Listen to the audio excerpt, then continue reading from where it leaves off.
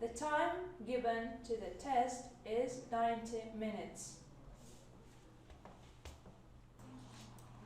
Туркменский национальный институт мировых языков имени Давлетмамед Азади анонсировал проведение первой олимпиады по английскому языку среди учащихся с 9 по 11 классы общеобразовательных школ. Для участия в олимпиаде свои анкеты отправили 2282 школьника со всех уголков Туркменистана.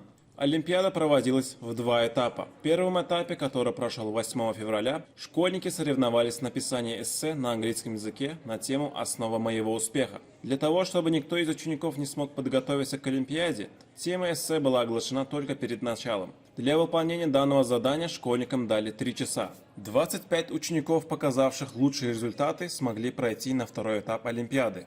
Второй этап проходил в форме теста. На втором этапе конкурса в течение 90 минут школьники отвечали на тест, состоящий из 10 заданий, связанных с чтением, аудированием и грамматикой английского языка. Чтобы школьники не могли подсмотреть друг у друга, компьютер давал каждому из них разные задания, после чего автоматически подсчитывал их.